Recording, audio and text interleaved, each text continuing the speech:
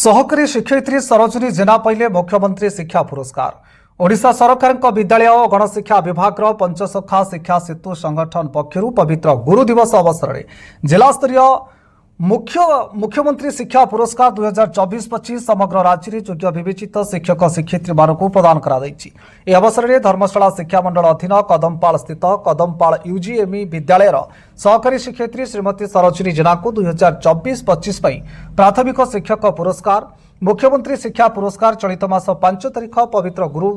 गुरु दिवस अवसर में जाजपुर स्थित गौतम बुद्ध संस्कृति भवन जिला शिक्षा अधिकारी उपस्थित में पुरस्कार प्रदान सहित संबर्धित फल समग्र धर्मशाला ब्लॉक शिक्षक शिक्षयित्री मध्य खुशीर लहरी खेली जाइए। श्रीमती जेना जड़े कर्तव्यनिष्ठा छात्र अवस्थला और अभिज्ञा शिक्षयित्री भाव में समग्र जाजपुर जिले में परिचित। हृदय स्पर्शी और मनोलभा सफलता विद्यालय प्रधान शिक्षक श्रीजुक्त धर्मानंद स्वाई समेत विद्यालय समस्त शिक्षक शिक्षयित्री छात्र छात्री परिचालना कमिटी सदस्य सदस्या बहु वरिष्ठ नागरिक बुद्धिजीवी शुभेच्छा अभिनंदन जनाई। सफलता धर्मशाला कोड़ अनुकोणु निकटू शुभेच्छा और अभिनंदन वार्ता छुटिबार लगी।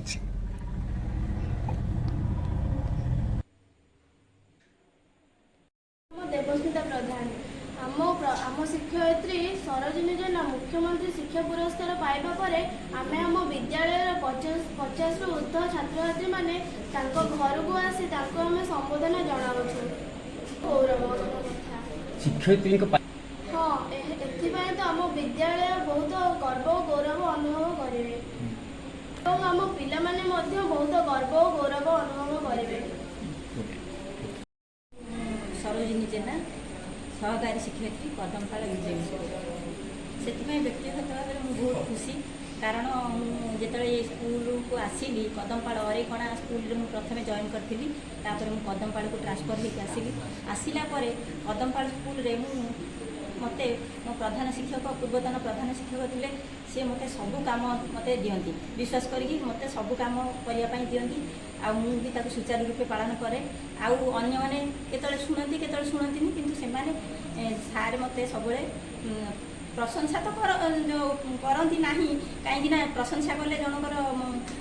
गर्व हो सारे मते केबे प्रशंसा करती किंतु मते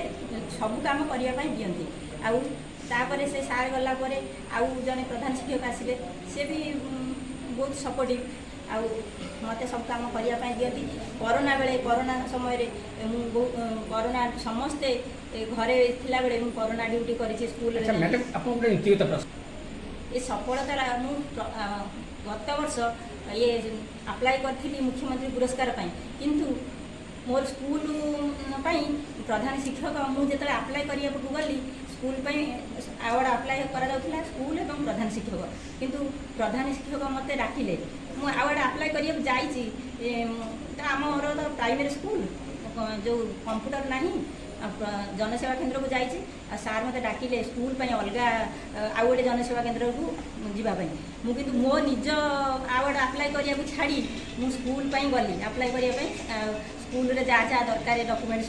सब मु पूर्वर रखी कहीं प्रधान शिक्षक जो एवं सी आसती तेणु पाखे सब डॉक्यूमेंटेशन नाला सब जाक डॉक्यूमेंटेशन मु साउथी रखी आ मोबाइल रे कैप्चर करके देली सार को देली लेखा कौन हम को पॉइंट रे कौन लेखा हो सारू कही जहाँ हो सार भी सार भी अवदान अच्छी आम स्कूल टी आर वर्ष पाई मुख्यमंत्री पुरस्कार मु प्रथम श्रेय देवी पिला कहीं पिला नथिले ये आवार्ड आम संभव है पिला आम काम करुचु एवं पिला आम सफल लाभ करूँ आउ द्वितीय मोर समस्त स्टाफ माने कोऑपरेटिव स्टाफ समस्ते मते सपोर्ट करती आउ हेडमास्टर सार से मध्य सपोर्ट करती मते आ मु ए अप्लाई ए वर्ष ए अप्लाई करी न थांदी ये शिक्षा पुरस्कार आर वर्ष जेतेबेले